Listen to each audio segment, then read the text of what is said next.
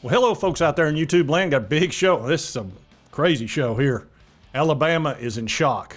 Yeah, absolutely. And the world's reacting to it, and nobody can believe it, especially the Alabama fans. They're going through something they have not dealt with in forever. Now, as a Tennessee person myself, I lived through the Nick Saban years. 17 years he was there. We beat him one time, and it was his last year. Thank goodness we at least got that out of the system. But 15 straight years we didn't. And there was a lot of teams in the SEC that couldn't get a win against them. And other than ourselves, Auburn, and one or two other teams, we had to play them every year. And Nick had his way with the entire conference most of that time. And to see Alabama dealing with what they're dealing with right now, which is 4 losses in the last 1 year and a game against unranked opponents, is something they really don't know how to deal with because they haven't had to. They don't even know what it feels like to lose to an unranked team. Nick Saban lost 4 times to one of those types of teams in 16 years. DeBoer's done it in 14 games. Are you serious? It's very surprising to me, and you're starting to see a theme. It seems like if you've got a quarterback that's got some moxie and can run and has some confidence, Alabama has a tough time with them. And we're going to show you the reactions to this loss because they're literally in shock. It reminded me a lot of the Vanderbilt performance in terms of we clearly have a total inability to handle an offense that runs that type of scheme. If they have a quarterback who's athletic, who runs the zone read stuff, and that it was the Vanderbilt game. That was, we just can't handle that. We didn't handle it in the first half against Oklahoma. We didn't handle it against Vanderbilt. We had all summer to work on it, and it's still that bad. I mean, so it was embarrassing. It's really embarrassing, particularly for that kid who talked like he did this summer. Can you imagine a kid saying something like that back during the Jonathan Allen and Reuben Foster years, him talking about us like that? And that disrespect would have been dealt with. And instead, you know, the kid backed it up, and it was very embarrassing defensively to allow that sort of yardage and production from what amounts to a one-dimensional offense. But we just can't handle it when the offense, has that sort of scheme and an athletic quarterback. Yeah, you're starting to see, like I say, there's a theme there. And the Vanderbilt game has really stuck in their craw, which makes sense. Vanderbilt, I never thought I was going to see Vanderbilt ever beat an Alabama team. And they beat Alabama and Auburn last year, which Diego Pavia, he does a lot of this, but he kind of backs it up a little bit. And so did that Thomas Castellanos. He pulled a Joe Namath almost. Now, that was Locked On Bama. Let's get you another reaction to this. And this is ESPN First Take. Stephen A., do you think DeBoer can turn Alabama around? Hell no. I don't believe it. I don't believe it. I don't believe in this man. I just don't. And I'm not in any way implying that the man can't coach. I know that he's won everywhere that he's been. I know a couple of years ago he took Washington to the national championship game. I get all of that. I understand it. But he is the successor to Nick Saban. And what Nick Saban established in terms of culture, it's gone. Because Kalen DeBoer is coaching them. Because that finesse style that you was enjoying in the Pac-12 once upon a time, out there in the Pacific Northwest, it ain't Alabama. You in Alabama. You in the South. You in the country. You got to get them big brothers, meat, potatoes, eating hogs for breakfast. That's what you need. But they don't have that in Alabama. So what the days of Alabama with Nick Saban are gone. Well, Stephen A., first of all, they're soft. Nick Saban would have probably kicked half these guys off the team because, when you don't give effort in a game like this, they're not playing some directional school. They are playing Florida State. That's about mentality, and Saban had it. And Stephen A., you are 100% correct. DeBoer does not. This is it. Somebody got to call Alabama out. This is not the Alabama that we have been accustomed to seeing for the last 18, 19 years. And I'm damn it, if you're going to eviscerate it, could you have done it incrementally? Could you have taken time? I mean, damn, the second you arrive, we got to see this drop off. Come on now. This is we got to expect more from Alabama. Not to be soft. Right now, you Alabama, you the Crimson Tide. There's people out here. Paul Feinbaum said y'all soft. I'm looking at your toughness.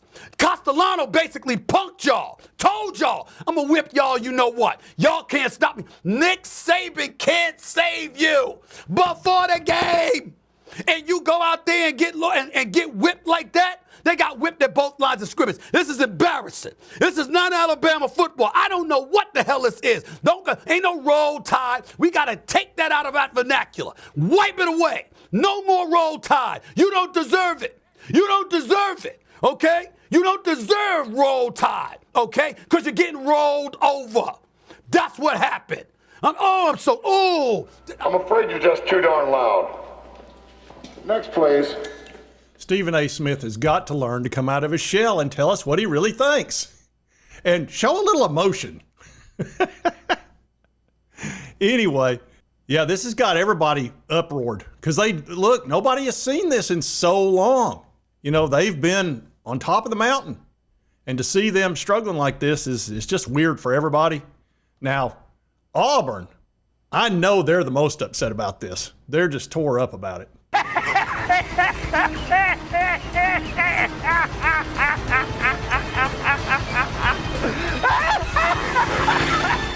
Yeah, my Auburn friends, they're loving it. Especially after having 3 losing seasons in a row themselves. To see Alabama struggle like this is just, it's special for them. Now, I saved this last guy because I wanted to put him at the end. Now, this guy's been through it. He got his channel deleted, lost all his subscribers, everything. Was off YouTube for a week. Got his second channel deleted. He didn't know what was going on. Finally, he got it all squared away, and he's back on YouTube, and he's doing great. He left 23,000 subscribers. He got all that back, and now he's at 26. So, as a fellow YouTuber, Kangaroo, congratulations on that. You've had an epic comeback. But now he's got to deal with his Alabama team struggling. So let's see what he has to say. It's a damn shame when a man tell you what he gonna do months before he do it, and you don't do nothing. You don't even try to prepare to stop him from doing what he said he was gonna do.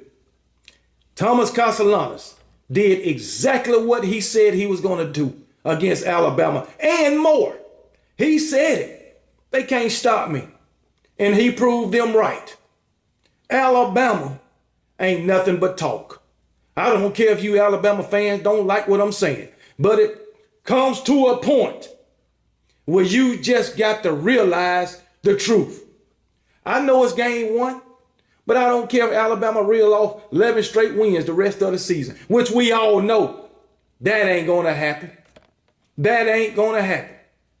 Alabama fans, if you look at this game and gloss over what happened, gloss over what your eyes seen and try to come up with excuses, then you just wearing crimson glasses and you don't want to take them off. The truth is the truth. And the truth about this Alabama team is they just soft. You got a soft-ass defense. Kane Womack up to the same shit he was up to last season. Yeah, this is, I tell you, in Alabama land, this is a very hard loss. Now, here's the thing about FSU. Everybody's thinking they're a 2-10 team, and they're forgetting the fact that the year before they were 13-0. Here's the other thing. They have a very good blue chip ratio. That's why I was sitting here thinking this Castellanos guy, he was really good at Boston College until Bill O'Brien, the NFL coach, showed up and wanted a pocket passer. Castellanos is not a pocket passer. He's an okay passer, and that's about it. He's got an average arm at best. What he does is he runs, and he's a great runner. He is sudden, quick, and powerful. And that didn't suit the new Boston College head coach. He'd been fantastic prior to that. So he was a great fit for Gus Malzahn. So I thought when they brought Gus in, they brought Castellanos in, that might be a good match. When I was talking to TJ down there at Double Fries No Slaw and College Football Addiction, I was like, this is a good get for you guys. Even though he's not, top shelf, he might be top shelf for you. Now, I didn't think they'd beat Alabama. I did not see that coming. I thought when he ran his jaw, he was going to, pay for that. Like rat poison. But there was also the possibility of a Joe Namath moment, which happened. So, them beating Alabama with their blue chip ratio level over 50% at home is not unthinkable at all. It just felt that way because they were so bad last year, and nobody expected them to come out there and do what they did. But Gus gave Alabama grief constantly when he was the head coach because he does that run pass option, and he comes at you from every angle. He runs the ball on you in ways you can't even imagine. And it's tough on the defense because you don't know where it's going to start. It could come from anywhere, and the quarterback running is hard on I don't care what defense you are, a running quarterback is a pain in the butt. So anyway, I did want to give you a reaction to this, and even though it is incredibly shocking that FSU beat them, we might find out that FSU is a pretty darn good team this year, and they wind up winning 9 or 10 games. So they may end up with a better record than Alabama. How dare you! Especially being in the ACC. I'd be less shocked now. So anyway, I want to let you see those reactions in the Alabama situation. Kalen DeBoer, you're on a hot seat, even though it'd be $70 million to get rid of him. That's not going to happen in 2025. It's not going to happen. Or 6 or 7 probably.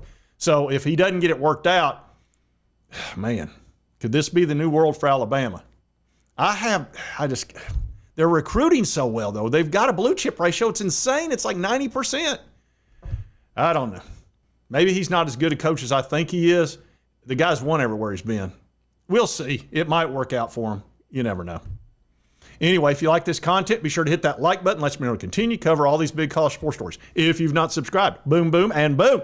Won't cost you a dime. Help you get my video. Subscribe button. And right over here is the most recent video. YouTube, thanks you'll enjoy.